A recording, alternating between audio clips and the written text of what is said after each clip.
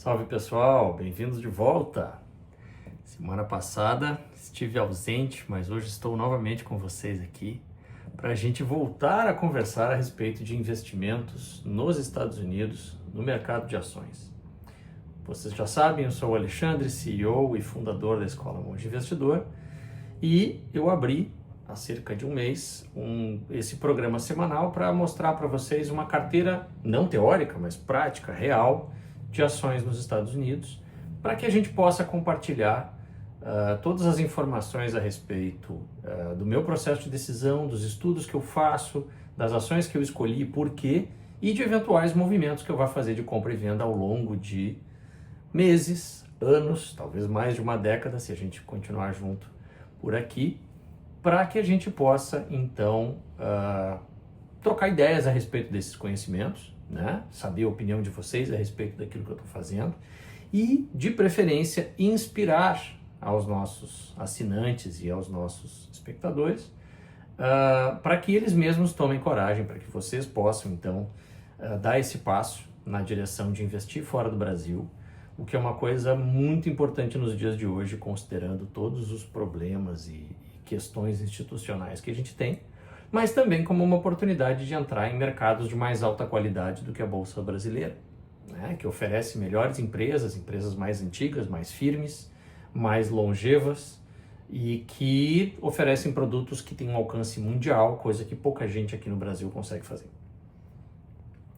Não se esqueçam do nosso disclaimer, né? A gente vai falar aqui a respeito da minha opinião, das minhas coisas, das minhas compras e vendas, e isso não deve ser copiado por ninguém, né? Operar cegamente, simplesmente porque uma pessoa em quem tu confia ou quem tu acredita está fazendo um determinado movimento, mesmo que seja certo para ela, pode não ser a melhor coisa para ti. Então a ideia é que a partir desses vídeos, a partir das nossas conversas, vocês possam criar e executar as suas próprias estratégias.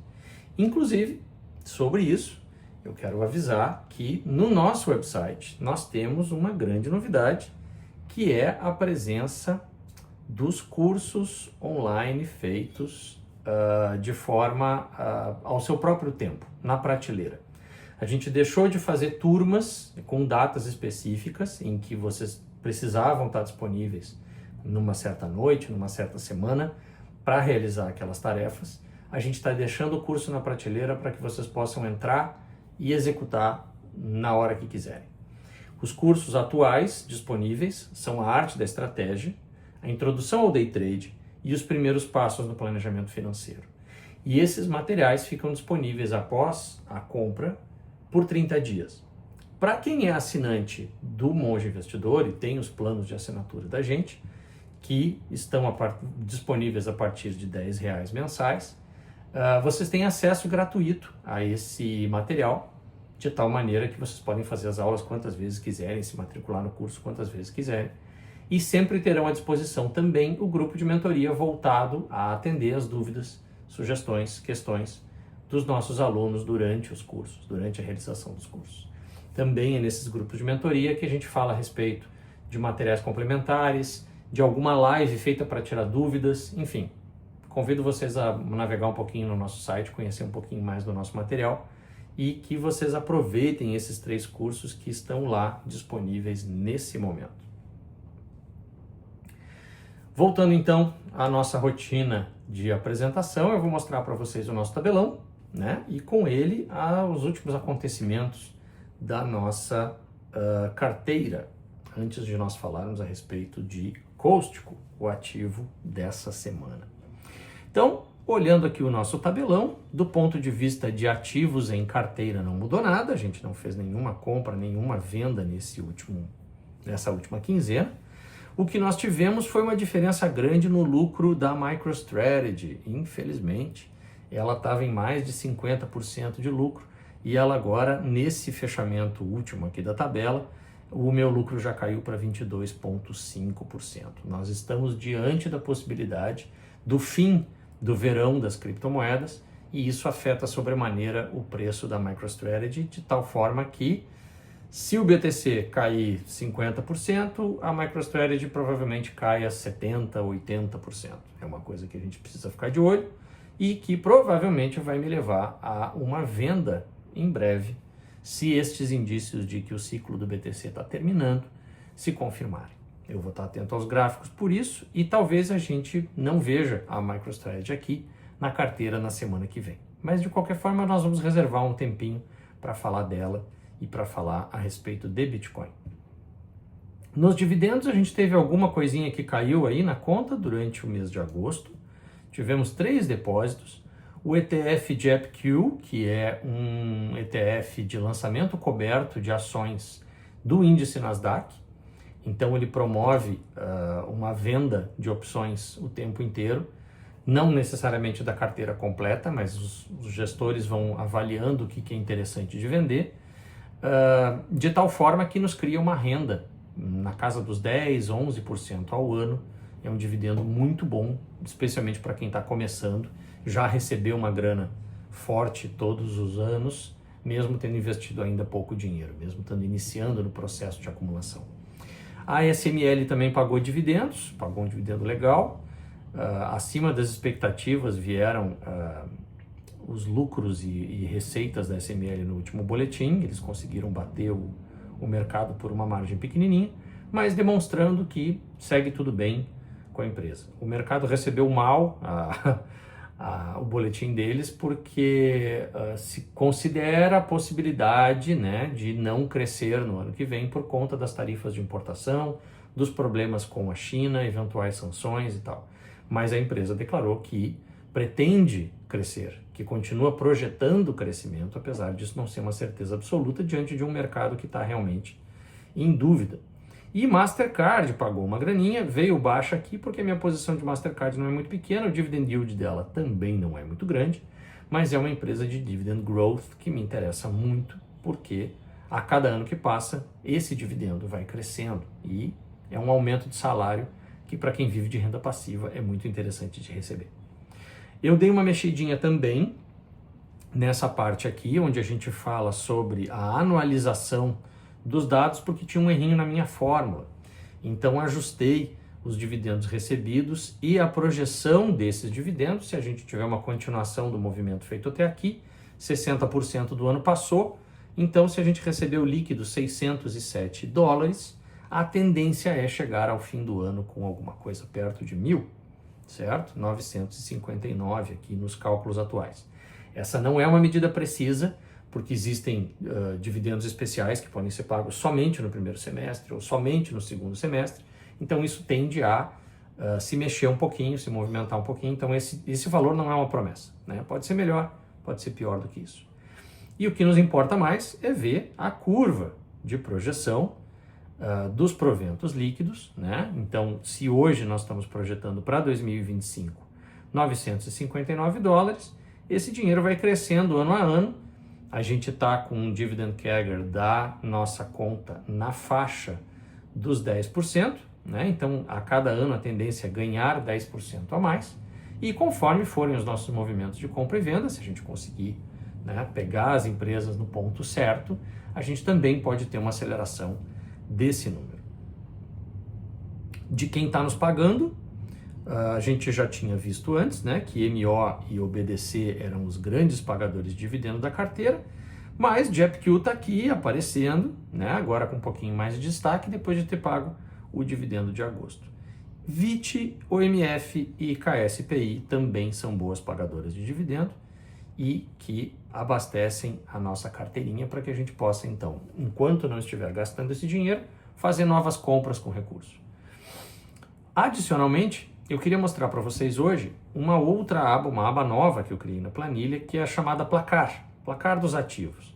Eu criei uma série de cálculos, uma série de análises, de ferramentas de análise, para dar um valor numérico para cada uma das características das empresas. Então, dessa maneira, eu consigo, de uma forma fria, de uma forma calculada, sem as minhas emoções no meio, dar uma olhada em como está a soma de todas essas características e quais são as empresas que se destacam e quais as que, de repente, estão alertando aí um sinal de falta de qualidade. E isso aconteceu, não é por acaso, com a MicroStrategy, que hoje está com a nota mais baixa, apenas 17 pontos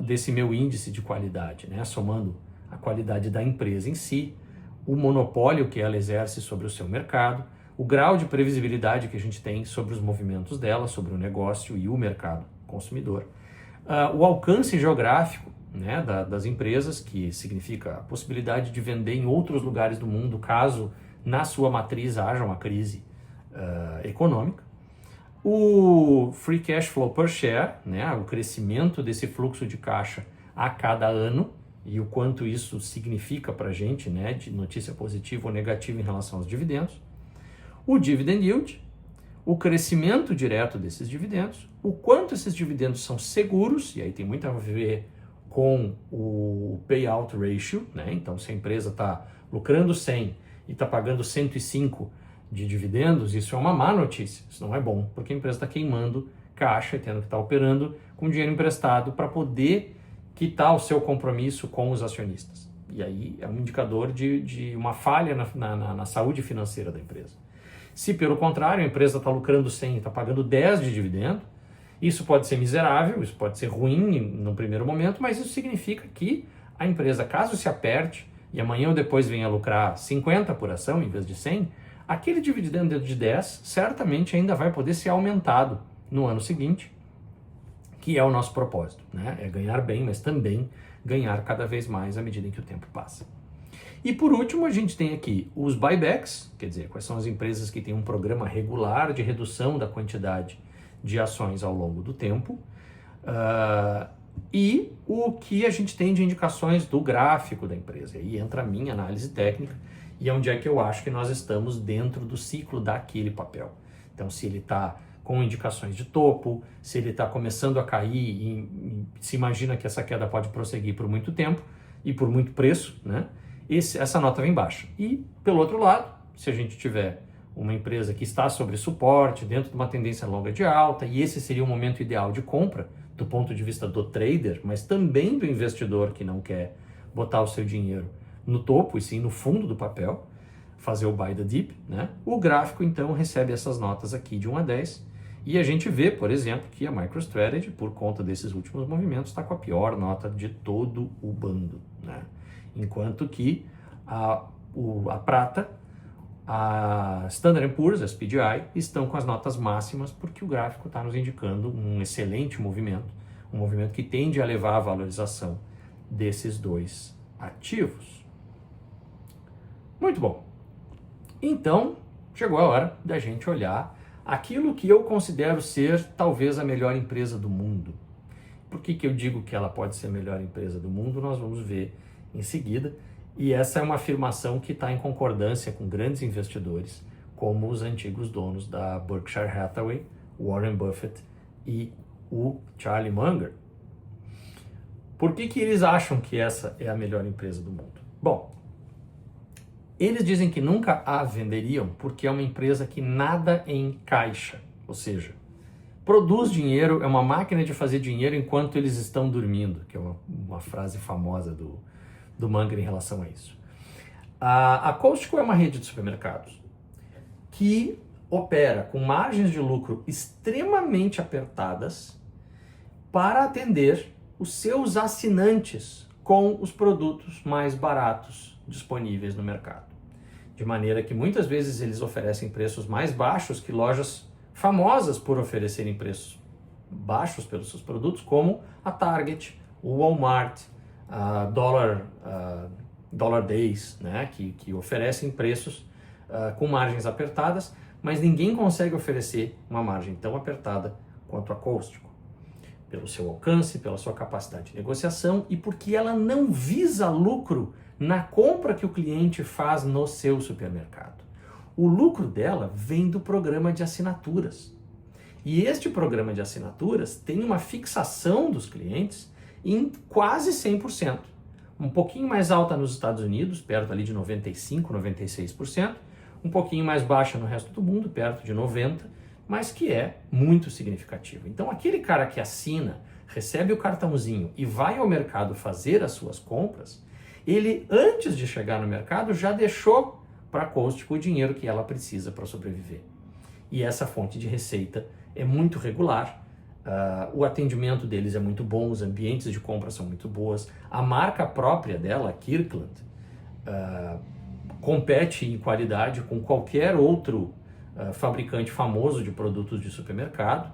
Então, a Costco ela tem muito sucesso em captar os clientes e em manter esses clientes consigo através da qualidade dos produtos, do preço baixo e de um programa de assinatura que custa pouco no orçamento anual das pessoas, mas que garante para a Costco, até pelo grande volume de clientes que eles têm no mundo todo, garante uma fonte de receita muito regular, muito previsível, que é uma das coisas que a gente busca na carteira de ações lá nos Estados Unidos. Eles têm um fluxo de caixa crescente, eles têm uma expansão global que é paulatina, ela é lenta e organizada, eles não saem abrindo novas lojas pelo mundo inteiro de qualquer jeito. Tudo é feito com muito cálculo, com muito estudo, com muito cuidado, e sempre que se abre uma loja da Costco no exterior, no primeiro dia tem fila para entrar. As pessoas já fizeram as suas assinaturas, já estão com o cartãozinho, ávidas a conhecer ou a comprar ali perto das suas casas dessa rede de supermercados. A ação da Costco ela é uma ação considerada defensiva. O comportamento dela durante crises econômicas, ele é sempre melhor do que o índice de ações, seja Nasdaq, onde ela está listada, ou seja o S&P 500.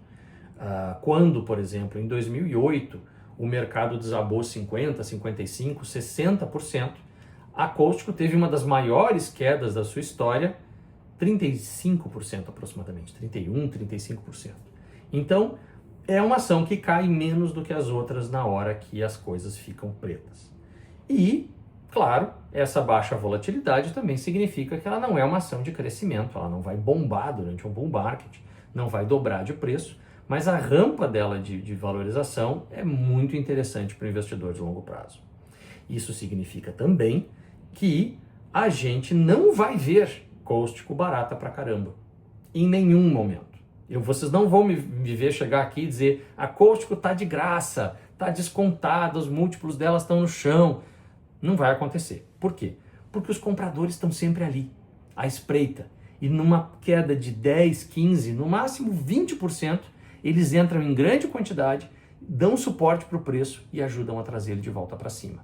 Então, no meu caso, quando é que eu comprei? Quando eu vi a ação cair 18% em pouco tempo, em questão de 4 semanas, do seu topo histórico recém-inaugurado. Então, quando eu vi esse tombo, eu digo, opa, aqui tem uma oportunidade de entrada, eu vou pegar, porque mais de 20 é muito difícil de ver esse papel cair.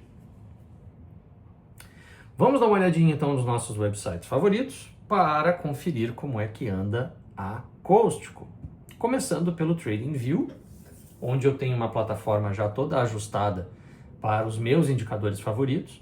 A gente pode um dia sentar para conversar especificamente sobre isso, né, de como é que a gente programa esses indicadores, mas vocês já devem estar acostumados ao visual que a gente tem aqui. Então, começando pelos fundamentos principais, aqueles que eu acho mais importantes para começar a pesquisar uma ação e decidir pela compra dela ou não. Fluxo de caixa por ação e dividendos por ação. Fluxo de caixa nas colunas azuis crescendo rapidamente e o dividendo por ação nas barrinhas verdes crescendo também em bom ritmo, né? O dividendo dela está crescendo na casa dos 11% ao ano, o que é uma faixa que eu considero adequada, acima de 10%, para mim ela já se qualifica como dividend growth. Mas o mais importante, né? O dividendo extremamente seguro. Por quê? Porque o gap entre fluxo de caixa e pagamento por ação não para de aumentar. Então, aquele payout ratio, né, a diferença entre o que se ganha e o que se entrega de volta aos acionistas, está aumentando e tornando esse dividendo mais seguro e a possibilidade de novos aumentos a cada ano mais provável. O dividend yield dela é miserável, a gente já tinha falado disso, né? Nós estamos aí na faixa do 0,49%, que é bem baixinho. E o programa de buybacks da empresa não é a melhor coisa dessa face da Terra, né? A gente vê aqui um aumento gradativo, é verdade, pequenininho, mas que não deixa de estar acontecendo no número de ações. No entanto, a gente não pode chamar isso de diluição, porque nós estamos falando em mais de 10 anos aqui, por exemplo, de 2013 até 2025, a quantidade de ações em circulação aumentou em, sei lá, 4%, 3%. Então, não é uma coisa muito significativa, mas a gente gostaria de um dia ver essa empresa comprando de volta as suas próprias ações quando não tiver mais o que fazer com tanto dinheiro que ganha. O fato dela ter uma margem de lucro baixa pode parecer um defeito, mas no caso de Costco é uma qualidade. Por quê? Porque uma rede de supermercados, digamos que eu queira abrir uma igual e concorrer com Costco, eu não posso abrir no prejuízo, eu preciso abrir no lucro, porque eu vou ter contas de toda a estruturação da empresa, da construção das primeiras lojas, das campanhas de marketing, dos funcionários que já estão contratados e treinados, eu tenho todas essas contas para pagar.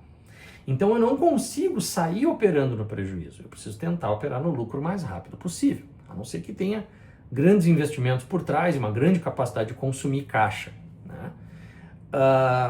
Mas ao enfrentar uma empresa gigante, que está no mundo inteiro, que está espalhada por todos os estados americanos e que opera na faixa de 2 a 3% de margem de lucro líquida, se eu tentar operar desse jeito, eu não consigo ampliar, eu não consigo criar novas lojas, eu não consigo ir para outros países e isso significa que eu não consigo competir com a Costco. Então o fato da margem líquida ser tão pequenininha é o grande moat da empresa, é a grande barreira contra a competição. Por quê? O Walmart não consegue operar tão apertado, a Target não consegue operar tão apertado e nenhuma rede local onde eles entram consegue operar tão apertado. O volume e as assinaturas são o que seguram o Costco em pé, não é a margem de lucro grande.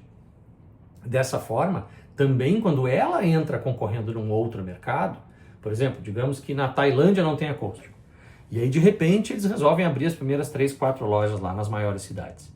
Essas lojas vão provavelmente oferecer preços abaixo do que os clientes estão acostumados a pagar nos supermercados tradicionais. Então, ela entra como uma competidora muito forte também por conta disso.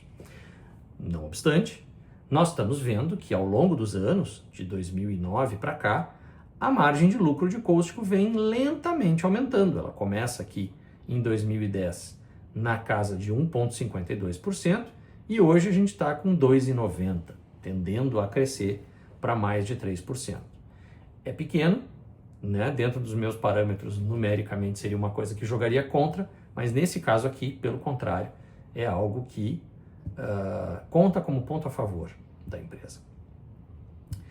Virando agora a página para a gente dar uma olhada no preço, o que nós vemos aqui? Costco é uma empresa que está na bolsa há bastante tempo, né? Ela tem abertura de capital aqui em 1986 e depois que ela ganha um pouco mais de volume, a gente não vai olhar esses primeiros movimentos aqui, mas a partir aqui de 95, 10 anos depois, a empresa entra numa tendência de alta muito regular, cujos fundos eu juntei, não todos, mas a maioria, nessa linha reta branca aqui, que é a linha de tendência de alta. Então, unindo todos os fundos, a gente vê que existe uma regularidade muito grande e que assim que a empresa começa a cair e chega perto dessa linha, os compradores aparecem e o preço volta a subir. Então, são anos e anos, vários e vários toques validando essa linha de tendência de alta, que hoje, contrário de outros tempos mais para trás, nós temos o preço muito distante dela. Então, há possibilidade, sim, de um recuo substancial aqui para que a gente venha, de repente, visitar esses topos antigos que foram feitos ali entre 2021 e 2022 na casa dos $600, um desconto bem razoável em cima dos preços que a Costco tem hoje. Esse recuo aqui não seria um mau sinal, muito pelo contrário. Um retorno às médias e um retorno às linhas de tendência nos entregam pontos muito interessantes de compra. Porque se por acaso aquela linha de tendência de alta for rompida para baixo e a tendência for perdida, o nosso prejuízo não é muito grande, porque a gente comprou pertinho da posição de rompimento. E por outro lado, se a gente tiver o respeito a essa linha de tendência de alta, que já foi o que aconteceu ano após ano desde 1995, então nós estamos falando aí de 30 anos de linha de tendência de alta, muitos toques, muitas validações, a chance de os compradores olharem para um retorno a essa linha e dizerem, olha, eu não vou perder essa oportunidade de compra, porque a empresa caiu 40% quando nunca fez isso antes, né? E a gente sabe que a análise técnica hoje ela é uma profecia que se autocumpre, né? Porque os analistas técnicos estão todos olhando para esse gráfico e estão todos dizendo, poxa, a linha de tendência de alta é um ponto em que todos os compradores vão entrar, então a manada entra, né, com muito dinheiro e bota a empresa no bolso e ela então não rompe a linha de tendência de alta e volta a fazer um movimento ascendente. Mas no momento, no curto prazo, para os próximos meses, a gente não tem um quadro muito bonito aqui, né? O IFR nos indicou uma sobrecompra durante um período longo, né, desde fevereiro de 2024 até fevereiro de 2025, e de lá para cá a força relativa do papel vem descendo. Também vem descendo o nosso indicador estocástico lento, né, que é um oscilador, e que quando essa linhazinha amarela está abaixo da branca, o que nós temos é uma tendência de preço para baixo. E quando ela faz a curva ao contrário, como ela fez aqui em 2023, quando ela sobe para cima da linha branca, esses dois indicadores, né, as duas médias, nos dizem que o preço tem grande chance de subir. E a gente tem aqui na barrinha da área de preço os earnings, né, as divulgações de resultados e o que eles bateram o mercado e o que eles decepcionaram o mercado em cada uma dessas divulgações. Então, quando os relatórios aparecem, sempre aparece essa bandeirinha aqui, e a gente tem também a data da próxima, que vai ser em 25 de setembro deste ano, onde eles vão falar a respeito do último trimestre, de como as coisas andaram, né? E se vamos cumprir ou não com as expectativas do mercado é uma coisa que a gente não tem como adivinhar, mas a gente vê pela quantidade de verdinhos e vermelhinhos que o normal da Costco é bater as expectativas, é surpreender positivamente o mercado, como ela fez da última vez, né, em que houve uma surpresa positiva de 1% nos earnings, que é o lucro no final, né, o bottom line da empresa, o que sobrou depois dos custos todos, e na parte de revenue, quer dizer, na receita, nas vendas, houve uma surpresa menorzinha de 0,12%. Até pelo tamanho dessas surpresas que acontecem, a gente vê o quanto é uma empresa previsível, o quanto é uma empresa que não vai dar nenhum susto, nem para cima nem para baixo, porque ela opera de uma forma muito rotineira, muito regular, e de crescimento lento, mas certeiro, digamos assim. Bom, adiante aqui, nós estamos na plataforma do Simply Wall Street, um site que tem uma versão gratuita muito interessante para a gente fazer as nossas pesquisas. Eles permitem que a gente extraia relatórios completinhos em até 5 ações por mês, é bem bacana, mas que também tem programas pagos depois com uma capacidade de análise ainda maior. Não é o que eu tenho, eu uso a gratuita, diferente da TradingView, que eu preferi pagar o pacote mais sofisticado. Nesse caso aqui da Simply Wall Street eu uso a versão gratuita mesmo, porque ela atende todas as minhas necessidades. E aqui eu quero chamar a atenção para vocês para uma coisa, tá? Na análise de risco, a gente normalmente vê aqui só a estrelinha verde, tudo certinho, dizendo que não há nada de errado com a companhia. No caso de Costco, apareceu uma coisinha estranha, tá? Nós temos vendas de insiders nos últimos 3 meses. Isso significa que quem está dentro da empresa, grandes investidores ou grandes gestores dentro da companhia, eles estão se desfazendo das suas ações. E não é em quantidades muito pequenas. A gente pode ver aqui que as últimas vendas declaradas, tem gente aqui vendendo quase 4 milhões de dólares, aqui 500 mil, aqui 3 milhões, aqui 2 milhões, aqui quase 4 de novo, né? Então, vários insiders estão se desfazendo dos papéis e isso não é um indicador muito legal. Quando é uma pessoa vendendo, essa pessoa pode ter alguma questão familiar, uma questão patrimonial qualquer, vai comprar uma mansão no alto da montanha e para isso se desfaz de parte das ações que ganhou da companhia como compensation, né, como complemento ao salário. Isso é tranquilo, isso não é nada, não indica coisa nenhuma. 2, 3 pessoas, beleza. Mas aqui a gente começa a ver uma listinha meio grande, né? De diretores, de insiders, de pessoas que têm um conhecimento privilegiado a respeito do que está acontecendo com a empresa e com o mercado, e que elas estão se livrando de papéis em boa quantidade. Então, isso aqui não é muito legal, a gente prefere ver os insiders comprando.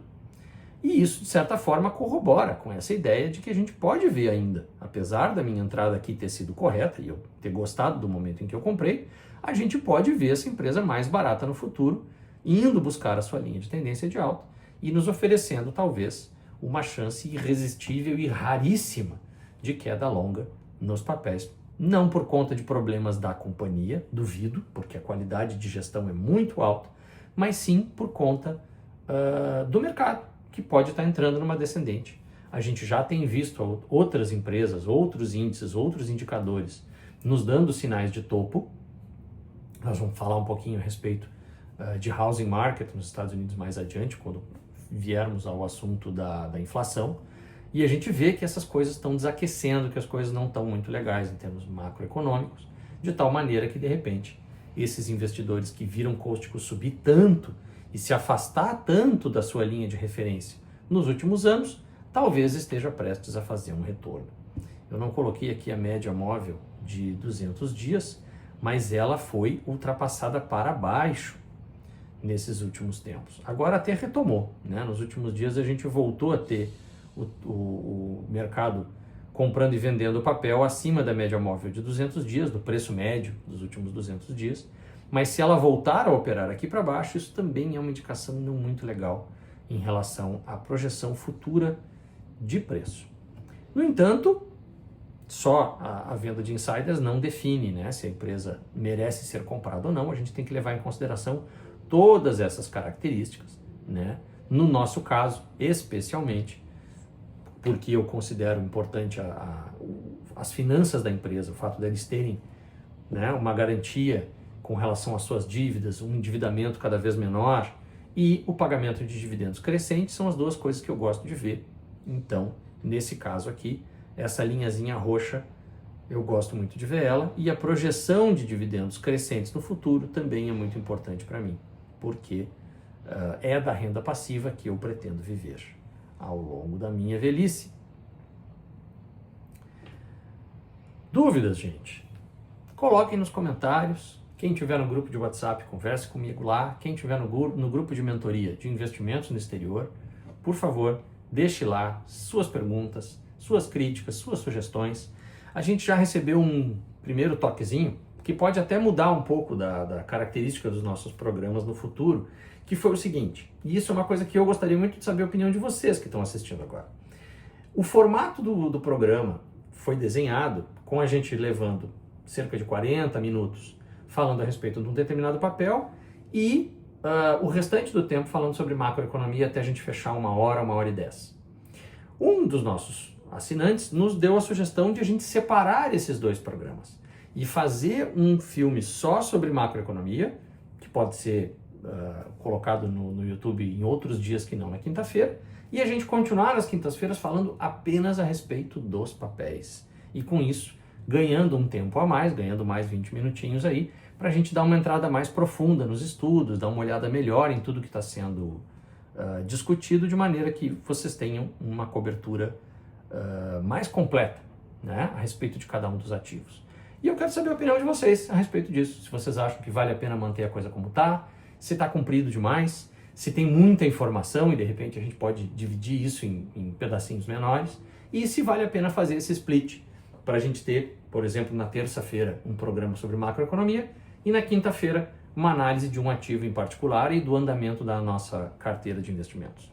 Deixem os comentários aqui, conversem comigo nas nossas mídias sociais e com isso eu vou poder atender vocês, porque no final das contas o objetivo desse programa não é me satisfazer, é satisfazer quem está assistindo, de forma que vocês consigam aprender melhor, vocês se sintam mais melhor atendidos por mim, né, na questão dos investimentos no exterior. Então, deixem as suas opiniões aí, que eu vou ler todo mundo e vou tentar atender o melhor possível a cada um de vocês. Antes da gente entrar em inflação nos Estados Unidos, eu esqueci de comentar que nós temos um post no blog que estuda justamente cáustico. Eu fiz esse post em 25 de março, depois ele foi atualizado em 12 de agosto, que se não me engano foi mais ou menos quando eu fiz a minha compra, né?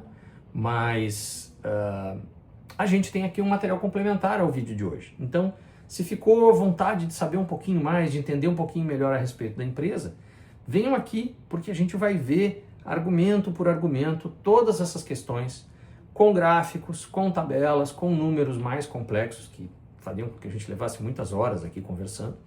Mas eu uso aqui, então, dados de outras fontes e dou uma completada boa em tudo isso que nós vimos aqui hoje, né? Falamos sobre a raridade das quedas, né? Nós tivemos aqui em 2008 uma queda de cerca de 50%. Engraçado, isso aqui contraria uma informação de uma outra fonte minha que falava dos 35% lá no início. Mas o gráfico do TradingView aponta uma queda de 50% lá em 2008, meio que a par e passo com o mercado que caiu 60%. E aqui estava a quedinha de 18% que me levou a comprar, que me levou a dar a entrada. Depois disso a gente já teve outros candles, né? O preço se movimentou um pouquinho, mas eu hoje me encontro no lucro, inclusive.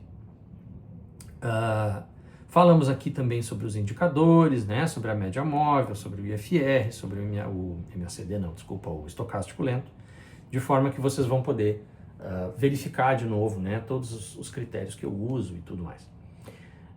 Então aqui a gente, né? É um convite que eu faço, que vocês entrem no site, entrem na área de artigos e visitem essa postagem a respeito de cáustico, tá? Ela está aberta para todos os usuários. Depois de um tempinho, esses posts mais relacionados com as produções que nós estamos fazendo agora, com essas análises que a gente está fazendo agora, eles vão ser fechados ao longo do tempo e aí somente os assinantes vão ter acesso. Então, minha dica, entre logo no site do Monge Investidor, dá uma olhadinha nos artigos, pesca esse daqui da cáustico e o da Adobe, o da SML, que a gente andou olhando nos outros vídeos, também estão lá esperando por vocês e também estão abertos a todos os usuários, por enquanto. Beleza? Muito bom. Então agora vamos ao assunto de macroeconomia do dia, que é a questão da inflação nos Estados Unidos e como que isso afeta os nossos investimentos. Para começar, uma definição do que é inflação dentro da escola austríaca de economia. Esse velhinho simpático aqui, que está sorrindo para a câmera, é Ludwig von Mises, um dos fundadores da escola austríaca de economia, uma das grandes vozes da austeridade fiscal, da liberdade de mercado, do capitalismo na sua raiz, né, filosófica, de permitir que as pessoas inventem, empreendam, comprem e vendam o que elas quiserem, do jeito como elas quiserem, independente de governos, independente de fronteiras, independente de bancos centrais, principalmente. E, segundo a definição do próprio von Mises e de toda a escola austríaca de economia, que é a bagagem teórica que eu sigo, né, a inflação ela é um fenômeno monetário. O que isso significa? Significa que a inflação tem mais a ver com a disponibilidade de dinheiro do que com a disponibilidade de produtos e serviços. Vamos explicar isso direitinho. À medida em que a base monetária aumenta, ou seja, um governo imprime moeda, um banco central ou os bancos privados imprimem moeda e jogam dinheiro no mercado, é normal que a gente tenha, como consequência natural disso, o aumento de preço dos bens e serviços. Então, por exemplo, eu tenho lá um saco de 1 quilo de maçãs e ele custa hoje, sei lá, R$20, tá? Se eu tiver o dobro de dinheiro disponível, porque se imprimiu dinheiro a rodo e esse dinheiro invadiu o mercado, o que vai acontecer? R$20 vai deixar de ser o equivalente à minha hora de trabalho.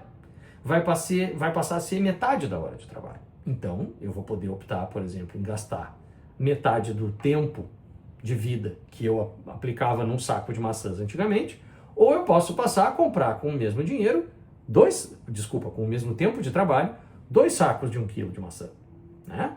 E ao fazer isso, eu aumento a demanda. sem que haja uma modificação na oferta.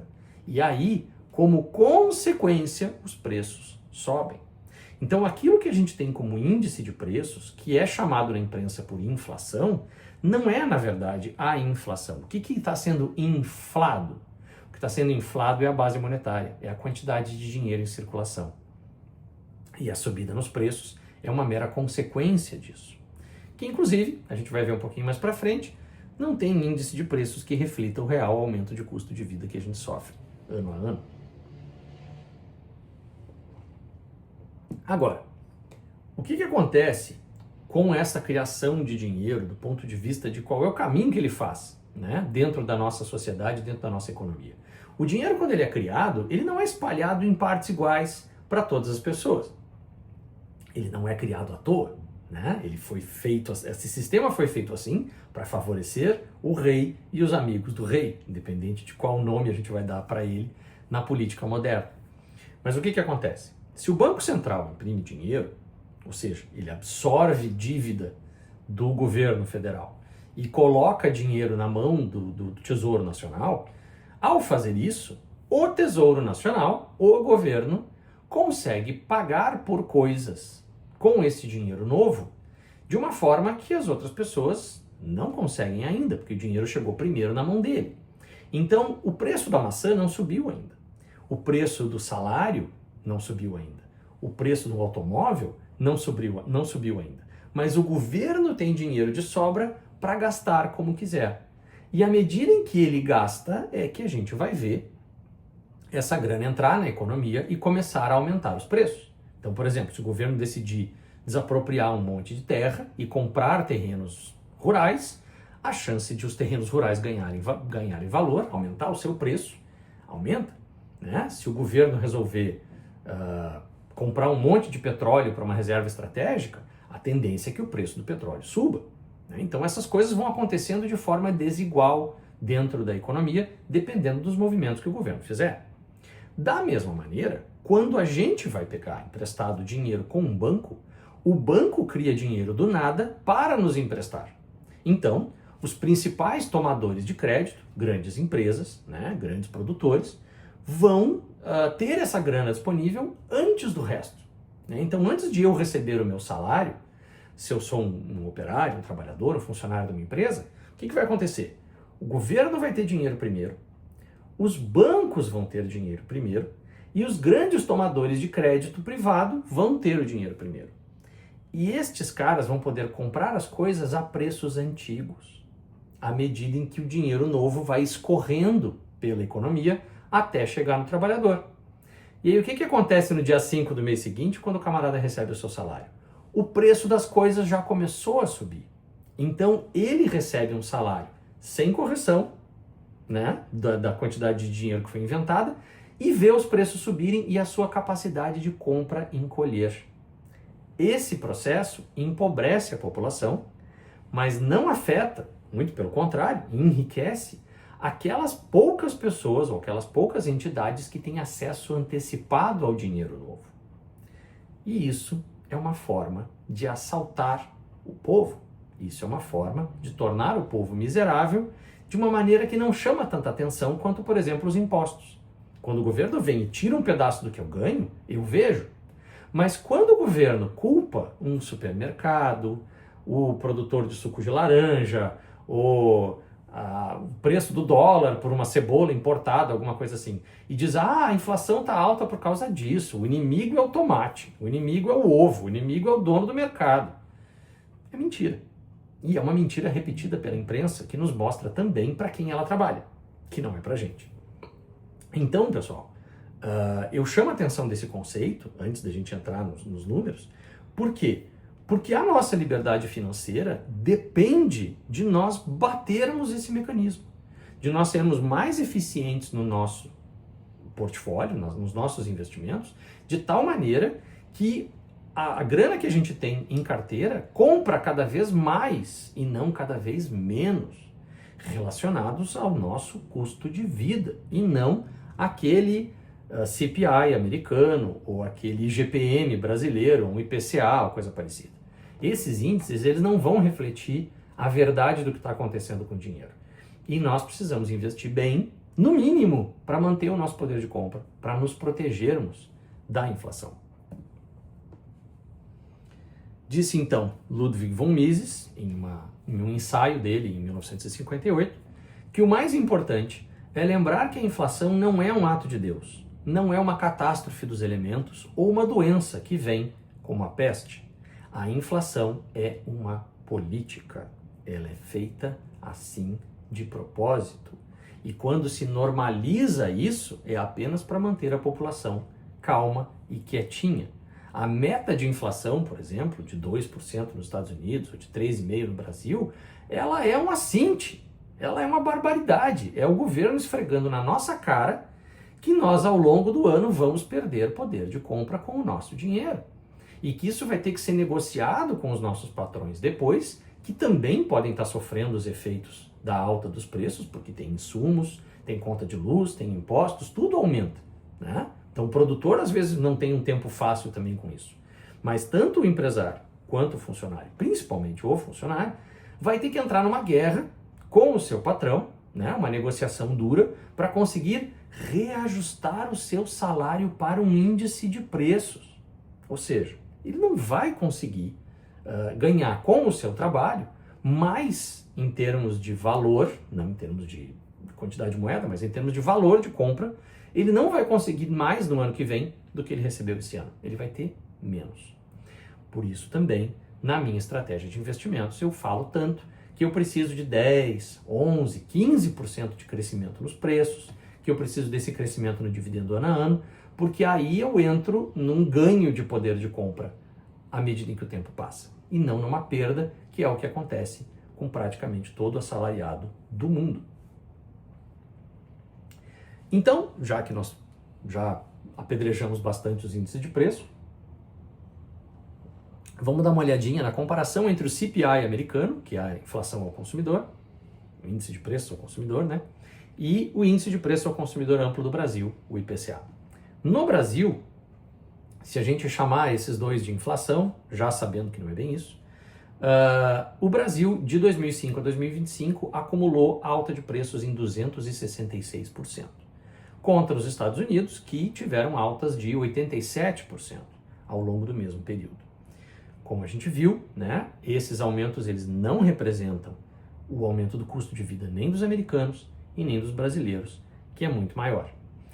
E não é só maldade que faz com que esses índices sejam menores do que o aumento do custo de vida, né? Que esses índices escondem uma desvalorização maior do dinheiro, do poder de compra da moeda.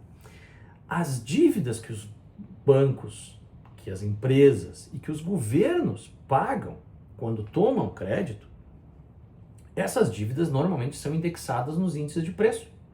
Então, se o governo, por exemplo, que gasta sempre cada vez mais, que quer crescer, crescer, crescer e fazer com que o dinheiro que ele imprime seja necessário aos súditos, aos eleitores, aos cidadãos,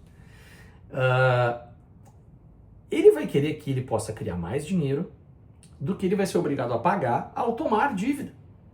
Então, se a dívida está indexada no índice de preço, no IPCA, por exemplo, a gente já sabe que o governo vai imprimir mais do que aqueles 4%, 5% de índice de preços, né? A base monetária vai aumentar 10%, 15%, 20%. O mercado, que não é bobo, vai olhar para isso e vai exigir uma compensação. Ele não vai dizer assim, não, o governo brasileiro é o seguinte, eu compro a tua dívida pelo preço do IPCA, como juro para mim. Não, ele vai exigir um prêmio em cima disso. E esse prêmio vai subir ou vai descer conforme as condições de mercado e a confiança que as pessoas têm de que aquele dinheiro vai voltar, né? Que vai ser paga a dívida que o governo emitiu. E nesse caso também há uma diferença, né? Por que a taxa de juros brasileira é mais alta do que a taxa de juros americana? Porque a confiança que o mercado tem de que os americanos pagarão as suas dívidas é muito maior do que a confiança que eles têm nos mesmos agentes aqui do Brasil. Mas fato é que os dois governos, tanto lá quanto cá, ou em qualquer outro lugar do mundo, quando emitirem dívida, vão tentar fazer um pagamento menor possível. E se esse índice fosse verdadeiro em relação ao aumento dos preços, o governo estava encrencado, porque ele não poderia continuar imprimindo dinheiro sob pena de entrar numa espiral de dívida impagável lá pelas tantas, né? Então a gente nunca vai ter o CPI, o IPCA, o IGPM como verdadeiros, porque o próprio governo não tem como fazer isso sem se encrencar. E como é que nós podemos nos proteger da inflação? Quais são os ativos, quais são as táticas que a gente pode ter para garantir o nosso poder de compra ao longo do tempo? Se nós acreditamos que o CPI e o IPCA são indicadores confiáveis, ou que pelo menos o prêmio que a renda fixa paga compensa essa falsidade nos dois índices, a renda fixa, então, passa a ser uma solução interessante, né? Aqui no Brasil, por exemplo, a gente fala muito sobre o CDI, né? Que se a renda fixa tiver par e passo com o CDI, ou superando ele um pouquinho, está aumentando o nosso poder de compra, né? Porque o CDI compensa essa mentira do IPCA. Mas existe uma outra forma, que é o chamado hard asset, né? O bem material, o ativo duro, o ativo real, que é o quê? Pode ser campo, né, terreno, pode ser imóveis na cidade, como lojas ou galpões ou imóveis residenciais, que, tirada a questão da volatilidade de valorização local, né, por exemplo assim, eu comprei meia dúzia de apartamentos num determinado bairro, como uma forma de me proteger da inflação, porque o preço desses apartamentos sobe sempre. Se vier um shopping para perto deles, eles vão subir muito mais do que a inflação. Mas se vier uma Cracolândia para perto deles, eles talvez até percam preço. Então a gente tem que tirar essa variável, né, do caminho e entender que imóveis de uma forma global, de uma forma geral, vão subir mais ou menos da mesma maneira que o poder de compra do dinheiro vai diminuir, né? Então não é o apartamento que vale cada vez mais, e sim o dinheiro que vale cada vez menos. Curiosamente, o governo, quando a gente compra e vende imóveis, cobra uma porcentagem sobre a diferença de preço entre o preço da compra e o preço da venda. Como se a gente tivesse lucrado e tivesse sempre se instalado um shopping do lado do nosso imóvel. Não é o que acontece. O que acontece é que o governo imprime dinheiro, esse dinheiro compra cada vez menos, então tu precisa de mais moeda para bancar o mesmo apartamento que não se mexeu, não cresceu, não aconteceu nada com ele, mas quando tu vender, vai pagar imposto. No caso das commodities, as commodities também têm flutuações cíclicas importantes, né? A gente já viu, por exemplo, o cobre disparar 30%, 40% num ano e depois cair 20% no outro. Então a gente precisa ter um certo cuidado com isso, mas de uma forma global, de uma forma média, se a gente pegar um pacotão de commodities e mantiver ele ao longo dos anos, os preços desse pacotão tendem a corrigir a perda de compra do dinheiro. E da mesma maneira, metais preciosos. A gente tem visto, por exemplo, o ouro e a prata em altas muito significativas nos últimos anos. Não é à toa, o governo americano imprimiu dinheiro pra caramba. Então, é natural que esses dois se valorizem.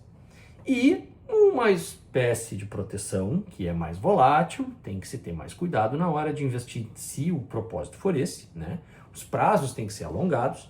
O Bitcoin é uma excelente ferramenta de combate à inflação. Por quê? Quanto mais dinheiro se imprime, não só nos Estados Unidos, mas no mundo inteiro, se desvalorizam as moedas e valoriza o preço do BTC. E a gente já viu essa correlação muito direta, porque países como Turquia, como Argentina, como Venezuela, que entraram em crises cambiais, né, que a sua moeda começou a desvalorizar muito rápido, o Bitcoin subiu muito nesses lugares, na moeda local, atingindo máximas históricas muito antes do que ele fez em dólar ou em real, por exemplo.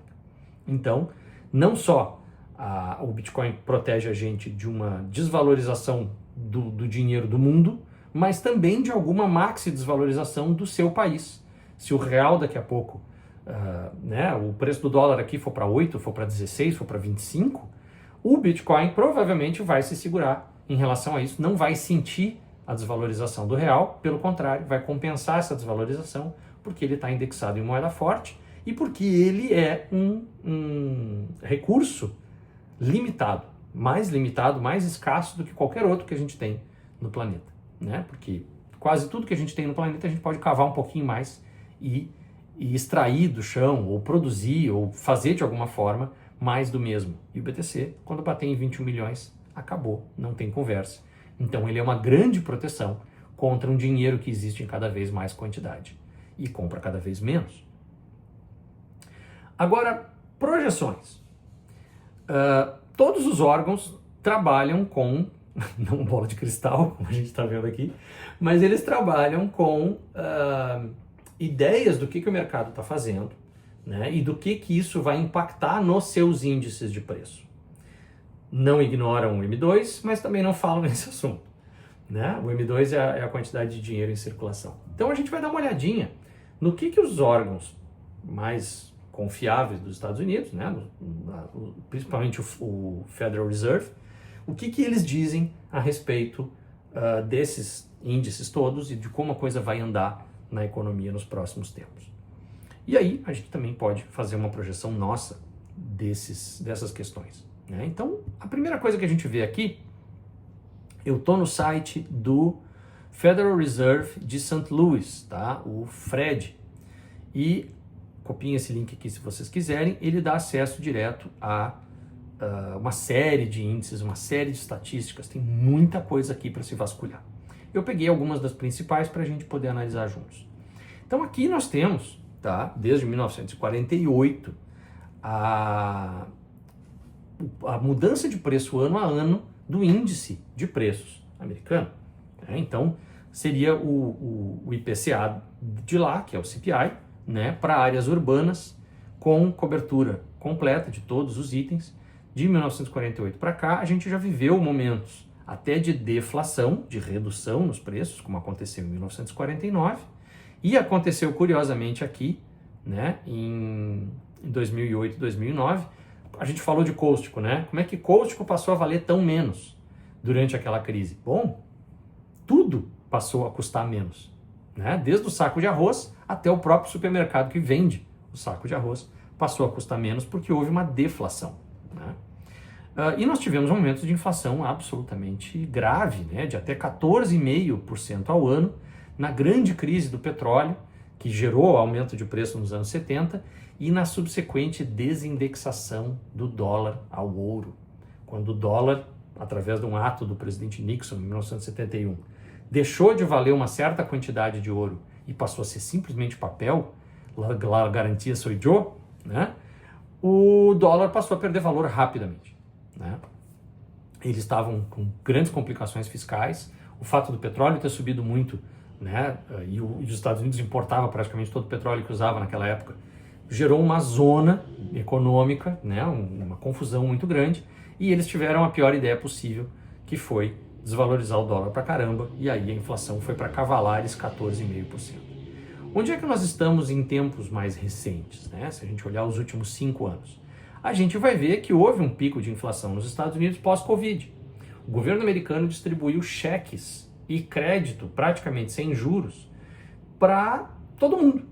Empresas grandes, empresas pequenas, pessoas físicas, todo mundo ganhou dinheiro. Se imprimiu dinheiro a rodo. O que aconteceu depois? Isso aqui, né? A gente saiu da Covid, o dinheiro saiu das casas, saiu das empresas e começou a circular na economia, e aí os preços foram subindo em consequência. Por isso que a gente fala que o M2, né, a base financeira, ela é um indicador antecedente do que vai acontecer com os preços depois. E hoje a gente está vendo a inflação se acalmando, mas não muito.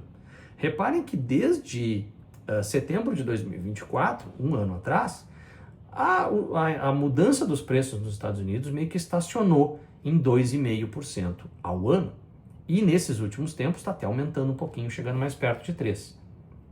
Isso significa que a taxa de juros dos Estados Unidos deveria estar sendo pensada mais para cima. Deveriam estar lá no Federal Reserve pensando em aumentar juros. Mas o papo que a gente tem escutado na imprensa é de que, em parte por pressão política, em parte por outras questões que a gente não sabe exatamente quais são, eles estão pensando em diminuir os juros. O que acontece quando eles diminuem os juros? A tomada de crédito fica mais barata, pegar dinheiro emprestado fica mais barato, tanto para o governo quanto para o comércio, a indústria e as pessoas físicas. E a gente falou, né? De onde é que sai o dinheiro novo? Ele é criado pelo Banco Central quando o governo federal pede dinheiro emprestado, e ele é criado pelos bancos privados quando as pessoas físicas e jurídicas vão lá atrás de dinheiro. Se o juro baixa, fica mais fácil pedir dinheiro emprestado. Então, a tendência é uma criação maior de crédito, uma criação maior de moeda e uma expansão do M2 que depois, lá na frente, vai levar a preços mais altos. Mas importa também, além da quantidade de dinheiro, a velocidade com que esse dinheiro ele circula na economia. Como a gente viu no caso da pandemia, o que aconteceu? Né? Todo mundo se trancou em casa. E aí, aqui em 2020, vamos puxar esse gráfico para 5 anos, um pouquinho mais, 10 anos, aqui. 2020 nós tivemos essa recessão brutal, né? Essa partezinha em cinza do gráfico aqui, está nos indicando que houve uma queda no produto interno bruto, que a economia desacelerou e naquele mesmo tempo se distribuiu uma quantidade absurda de dinheiro. Só que esse dinheiro não entrou em circulação, ele ficou guardado. As pessoas gastaram o mínimo possível, tinha praticamente todo mundo desempregado, então o empregador não pagava salário, o assalariado não consumia, tudo congelou. E nesse congelamento a velocidade do dinheiro diminuiu. Por isso que os preços não aumentaram naquele momento. Mas depois, à medida em que o povo foi saindo de casa, o lockdown foi acabando, aqueles problemas de linha de montagem, de produtos que não conseguiam cruzar as fronteiras, que as barreiras sanitárias estavam todas lá em cima, tudo isso foi se esvaziando, né? Os problemas foram acabando e a economia voltou à sua velocidade normal. E foi aí que os preços, então, começaram a subir pra caramba, como a gente viu na mudança do CPI. Nesse terceiro gráfico, a gente tem o M2, a quantidade de dinheiro em circulação. E o que a gente pode ver aqui? Né? A gente pode ver que o governo americano, em resposta à Covid, imprimiu dinheiro como nunca se tinha visto. Né? Pelo menos nos dados aqui de 80 para frente, a gente perde com isso aquilo que o Nixon fez. Né? Não dá para ver aqui nesse gráfico do Fred. Mas a gente consegue ver que de lá para cá, de 80 para cá, a quantidade de dinheiro veio subindo aos poucos, mas nada foi parecido com o que aconteceu em 2020. Depois da crise do Covid, houve o anúncio de quantitative tightening. O que é isso? É o Federal Reserve, o Banco Central americano, dizendo, olha, a gente imprimiu dinheiro, mas agora está na hora de recolher esse dinheiro, de queimar esse dinheiro. Então nós vamos deixar as dívidas do governo americano que estão em nosso poder vencerem, nós não vamos comprar mais, e com isso a gente vai, o governo americano vai ter que nos pagar de volta, o Tesouro vai ter que botar dinheiro para dentro do Banco Central, e com isso esse dinheiro some. Da mesma forma que se nós pagarmos as nossas dívidas com o banco, esse dinheiro também some, ele também desaparece e ele deixa de circular. Claro que no caso dos bancos eles têm uma margem de lucro em cima dessa operação, né? Eles acabam com mais dinheiro do que eles emitiram. Especialmente aqui no Brasil, onde a taxa de juros é tão alta. Mas eu estou divagando. Vamos voltar aqui para o M2. O que a gente enxerga? O efeito do quantitative tightening foi queimar dinheiro. Né? Então, a partir aqui de 2022, o que começou a acontecer? A quantidade de dinheiro em circulação nos Estados Unidos passou a diminuir. Só que isso reduz a velocidade da economia, isso dificulta as pessoas a pegarem dinheiro emprestado porque o juro começa a aumentar, né? A disponibilidade de dinheiro para se iniciar negócios, para se comprar coisas, para se fazer uma viagem, tudo isso vai ficando mais complicado à medida em que a quantidade de dinheiro encolhe. E isso não durou muito tempo, né? Porque, infelizmente, junto com o quantitative tightening, o que tinha que ter acontecido? O governo americano teria que ter cortado gastos muito fortemente, de maneira que ele ficasse superavitário e pudesse pagar as suas dívidas. Foi o que aconteceu? Não. A cada novo governo americano, desde o Bill Clinton foi o último superávit primário do governo dos Estados Unidos, cada presidente que chega gasta mais que o anterior. Independente do discurso ser de esquerda ou ser de direita, a verdade é que para eles gasto é vida, como se diz aqui no Brasil. E aí o Fed começou a não conseguir fazer a economia andar por conta não só da redução da quantidade de dinheiro, mas principalmente pela questão dos gastos públicos, que não param de aumentar, e aí essa incompatibilidade poderia gerar um calote da dívida. Resultado, o Fed teve que voltar a comprar dívida dos Estados Unidos. E aí a gente viu a quantidade de dinheiro voltar a aumentar. E nesse último ano, a coisa está andando praticamente em linha reta para cima, né? A quantidade de dinheiro está aumentando e bastante mês após mês. De tal forma que, o que a gente tem como projeção? Que isso aqui vai refletir nos preços amanhã e a gente vai ter uma alta de todo o custo de vida do americano, das empresas americanas, né? E a tendência é os preços, então, por conta disso, irem subindo. Uma outra coisa que o Fed olha muito na hora de falar sobre inflação e sobre taxa de juros é a taxa de desemprego. Mil questões, nós não vamos entrar em detalhes aqui sobre quanto essa taxa está calculada direito ou não, mas o fato é que nós estamos historicamente num momento que, se por um lado o desemprego está baixo, está pequeno, né? A gente vê aqui que ele chegou a tocar em 3,5%, que é quase o que eles chamam de emprego pleno, e hoje nós estamos na casa dos 4%, né? Então está subindo um pouquinho, mas ainda é muito abaixo do que a gente vê em grandes crises, né? Na crise de 2008, o desemprego chegou a 10%, na crise de 82 também, ali perto dos 11%, né? E na Covid, bom, Covid foi um troço maluco, o desemprego chegou em quase 15%.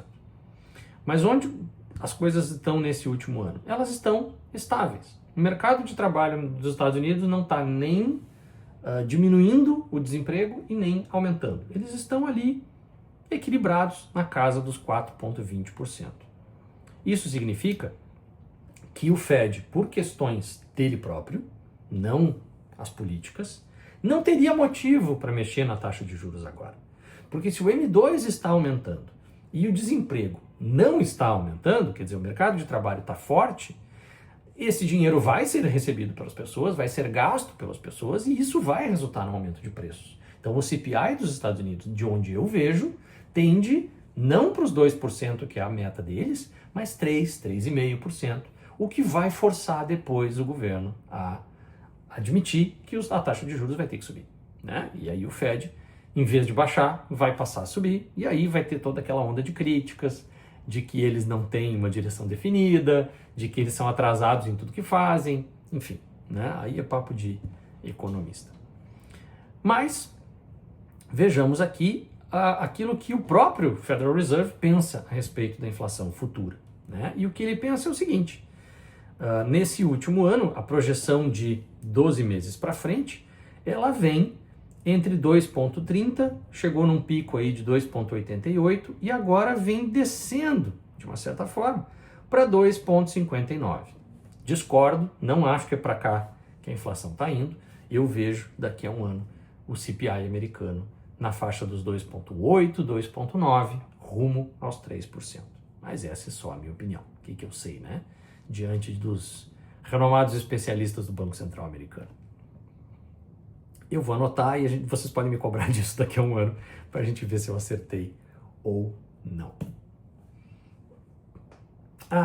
Eu não falei, faltou um pedacinho, a respeito do lumber, né? Eu queria voltar aqui no gráfico do TradingView e a gente dá uma olhada nisso aqui, tá? O índice de preços da construção civil nos Estados Unidos tem vários parâmetros que a gente pode olhar: preços de casas, disponibilidade de vendedores versus compradores, quantas casas novas estão sendo construídas. Tudo isso pode nos indicar para onde está indo o mercado imobiliário dos Estados Unidos. Mas uma coisa que preocupou para mim foi essa queda no preço da madeira de construção. A gente viu nesses últimos dias uma queda muito forte no lumber, que está chegando na média móvel de 200, está com indicação de sobrevenda, é bem verdade, mas nós precisamos estar atentos a esse movimento aqui, que pode repetir o que aconteceu no mês de maio, né, em que a gente teve essa queda, parecia que ia furar a média móvel e ia embora para baixo, e não foi, o preço reagiu, subiu de novo. Mas se nós tivermos uma perda substancial aqui, o que isso está nos dizendo? Está nos dizendo que a construção de casas paralisou, que a construção de casas diminuiu de ritmo, pelo menos. E isso afeta demais a economia americana. Por que o mercado imobiliário é tão importante para a economia dos Estados Unidos e para a própria inflação? O americano termina de pagar a sua casa, faz o seu financiamento imobiliário, termina de pagar o seu mortgage, imediatamente, via de regra, eles abrem outro mortgage, ou seja, eles hipotecam as suas casas recém-pagas e pegam esse dinheiro para fazer outras coisas. Por quê? Porque há uma confiança, como a gente falou sobre a proteção de inflação, está nos hard assets, né? Aquela casa que foi reipotecada, que foi, né, financiada de novo, ela vai subir de preço ao longo do tempo, de uma tal forma que o empréstimo fica muito seguro para aquele banco que tomou a casa por hipoteca, né? E de repente, se esse preço da casa sobe mais rápido do que a própria taxa de juros do empréstimo, conforme vai passando o tempo, as pessoas podem ir renegociar aquele empréstimo e pegar uma taxa de juros ainda menor do que a primeira. Então, o crédito do americano, que é muito importante para uma sociedade de consumo, ele se baseia muito nesse movimento das hipotecas das casas. Mas o que acontece se o movimento do preço dos imóveis for ao contrário? O que acontece se eu boto no banco uma casa de, sei lá, vamos dizer, $1 milhão, e amanhã ela passa a custar 900 mil? O banco tem em mãos um ativo de que foi tomado como garantia, mas que vale cada vez menos. Então ele pode não querer fazer a hipoteca, ou, se ele vai fazer, ele vai exigir uma taxa de juros muito maior. E a pessoa que, por exemplo, financiou uma casa em um valor de $1 milhão, quando ela chegar para fazer o refinanciamento e o banco disser, não, tua casa não vale mais $1 milhão, ela vale só 900. Isso dá um freio de mão puxado no consumo daquela família, que pretendia pegar o seu $1 milhão de volta para aplicar em outras coisas e de repente se vê só com no máximo 900 mil. Então, já que o americano vive muito de crédito e que a hipoteca das casas é a principal e mais barata forma de crédito que o trabalhador médio, que a família média americana tem para obter dinheiro do banco com uma garantia de alta qualidade que lhe dá uma taxa de juros pequena, né? Se esse mercado colapsa, o mercado de crédito colapsa. Se o mercado de crédito colapsa, os bancos colapsam. E a gente viu isso acontecer pesadamente entre 2005 e 2008. A crise do subprime imobiliária, ela tem os primeiros movimentos aparecendo em 2005, quando os materiais de construção começam a cair, o preço das casas começa a cair, começa a haver uma inadimplência um pouco maior nesses financiamentos imobiliários, nessas hipotecas, e ali acende um sinal amarelo, que depois o pessoal desliga, se esquece que aquele risco existia, e em 2008 a gente vê o maior crash da história recente da economia mundial. Pode acontecer de novo? Pode.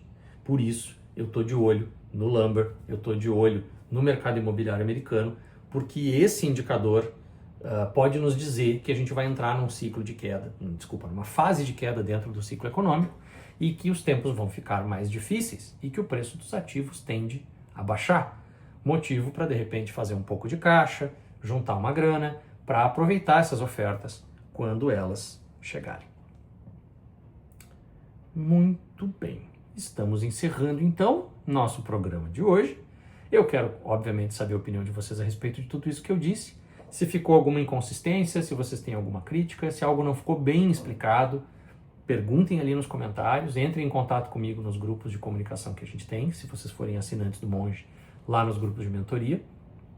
E nós vamos continuar essa conversa ao longo da semana, para que então, na próxima, a gente possa abordar outro tema, que vai ser a CRM, a empresa Salesforce, uma agente de inteligência artificial que está sendo atacada brutalmente pela crença que o mercado tem de que a inteligência artificial vai comer o almoço de todos esses aplicativos, de todos esses programas de computação.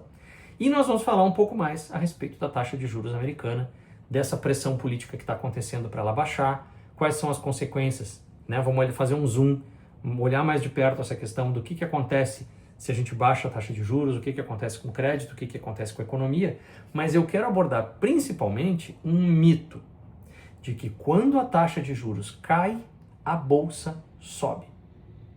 Será que isso é verdade mesmo? apesar de ser dita praticamente em consenso por todo mundo, a gente vai fazer um backtest de taxas de juro e desempenho das bolsas e vamos dar uma olhadinha se isso realmente é verdade ou não. Não se esqueçam que os nossos assinantes têm direito a pedir novos ativos aqui, então a gente pode modificar um pouquinho nessa agenda ou inserir lá no final da nossa primeira temporada ativos que vocês deixarem pedidos para a gente, mas para isso tem que ser assinante do Monge. Visitem lá a nossa página, estejam conosco mês a mês como assinantes, que vocês vão ter muitas vantagens. Tem programa de fidelidade, tem indicação de amigo remunerada, tem desconto de todos os tipos nos nossos produtos e no caso dos cursos que estão sendo oferecidos agora, eles vêm de graça para os assinantes que podem estar com a gente por apenas R$10 por mês. Agradeço demais a participação de vocês, a presença de cada um aqui. Deixem seus comentários, eu leio todos e procuro responder a todos também. E nos vemos na próxima semana, no nosso próximo encontro. Obrigado, grande abraço e até a próxima.